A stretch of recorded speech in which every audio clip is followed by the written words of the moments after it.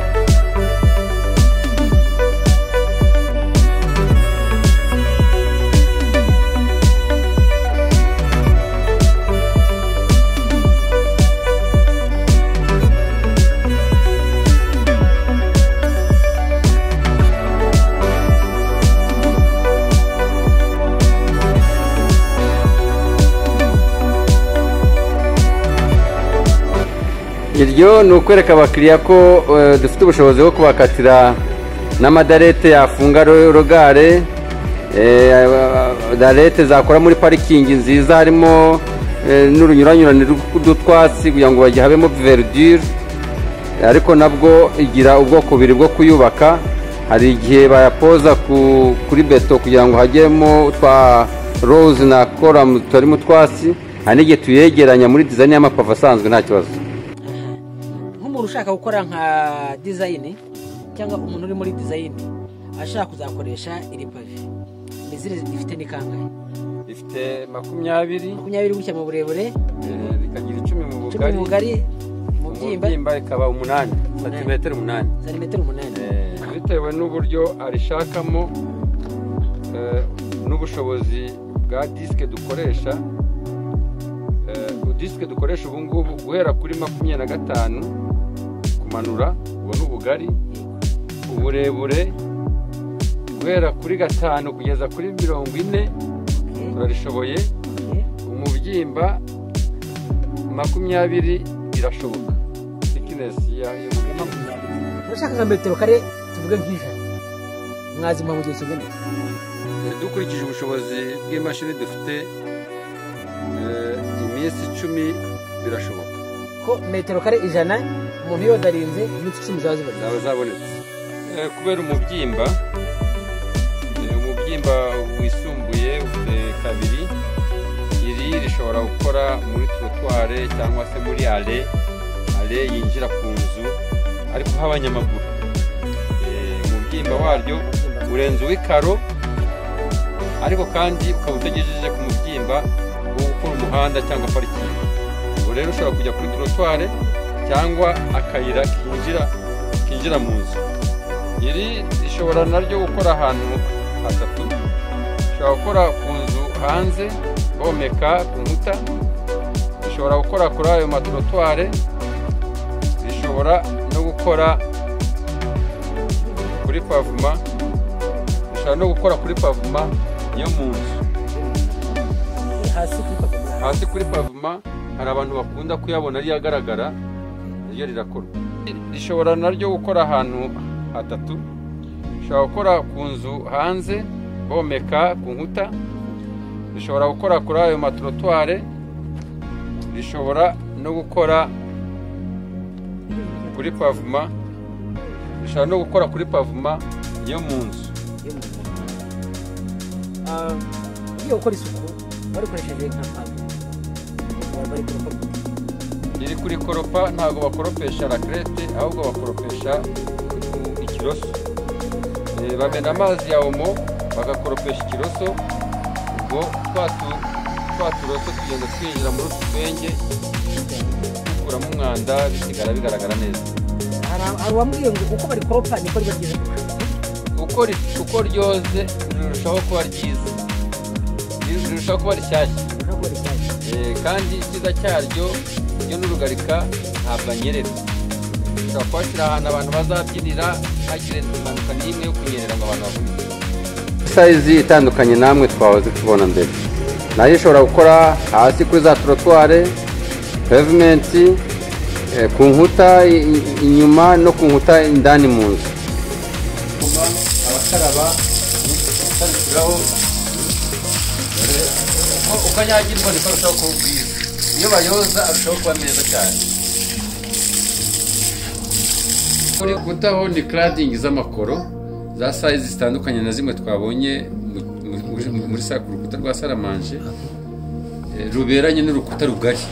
Indi size ya cladding cyangwa tile ifite 20x30. 20x30 ishobora gukora kuri escalier, ishobora gukora kuri trottoir, ishobora kuba kuri balcon muri salon, ku nkuta indani n'inyuma. Iryo ni pave ry'ikoro rifite 15 kuri 12 n'igice kuri 20. Umubyimba thickness ni 6. Rishobora gukora nka pavers, rishobora gukora nka bricks. Kwereka abakiriya ko dufite ubushobozi bwo kubakatira n'amadarete yafunga rogare, darete zakora muri parikingi nziza harimo n'urunyuranyurane rw'udutwatsi kugira ngo bajye habemo verdure, ariko nabwo igira ubwoko bubiri bwo kuyubaka. Hari igihe bayapoza kuri beto kugira ngo hagemo twa rose na column tutari mu twatsi, hari n'igihe tuyegeranya muri design y'amapave asanzwe nta kibazo. Ni bloke ishobora kuba yakubaka yasimbura bloke sima, tuba twayikoze muri iyo size kugira ngo inyubako bashaka kwihutisha kandi hakagenda itafari rimwe, nabyo bishoboka. Uru rugarika uko rubona rushobora kuvamwo ibintu bitatu.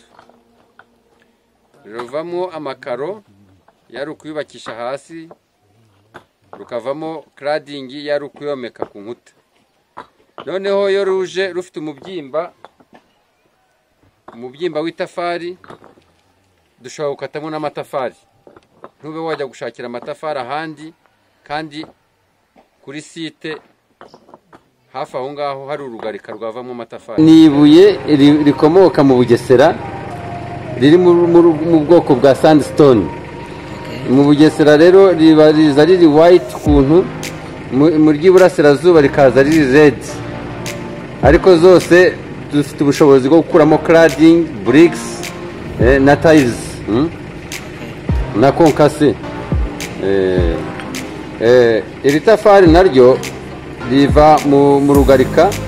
Hari igihe urugarika ruva mu kirombe rufite thickness nini ihagije ku buryo naryo mu rwego rwo gushakira ibikoresho by'ubwubatsi hafi ya site, ari hafi y'ikirombe cy'urugarika, utajya kugura amatafari kure, kandi no mu rugarika dushobora gukuramo andi matafari.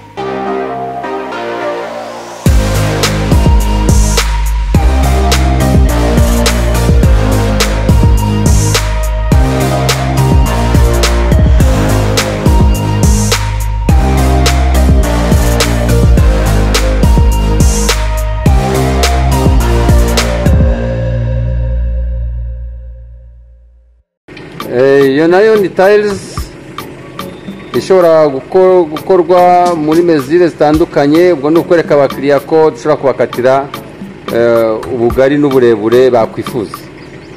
Ryakabuye baka cladding ritandukanye na rimwe namwe wazanye mbere. kandi urabona ko imbere n'inyuma hashobora kuba hadasa. Umufundi wenyine akaba ari uza guhitamo appearance ashaka kugaragaza.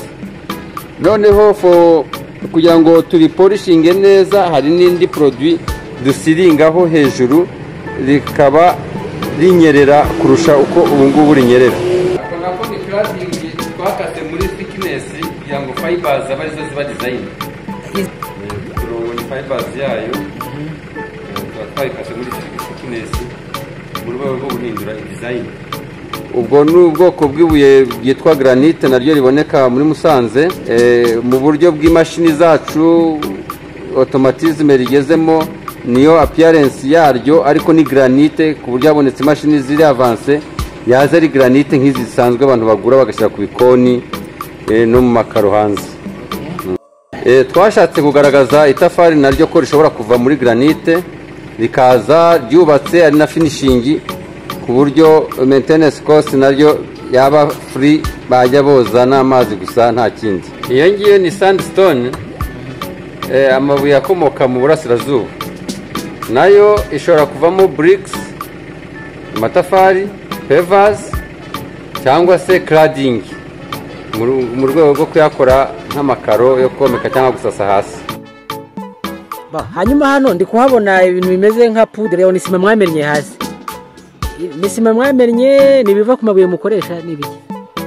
Kubera ko umurimo wo gukata amakoro dukoresha amazi n'umuriro,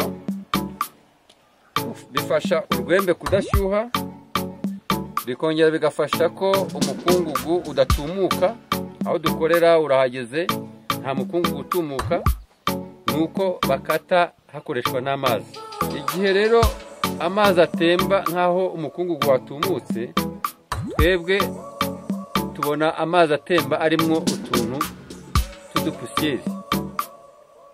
Ako kavumbi rero kagenda kakibika mu bigega by'amazi, twajya kubivida tujye kubisukura tukabirekipera bimeze nka sima. Ibifashe ariko ibura akantu ka plasticite, bigaragara ko iriya elema yitwa clinker bashyira muri sima ari ishobora kubiburamo. Mu bwubatsi hano urahasanga inyubako zitandukanye. Iyi ngiyi bifashe ukayivanga n'umusenyi munini, yubaka nka mortier bazamura inkuta. Waba ushaka gukora finishing ukavanga na sima, iratubura.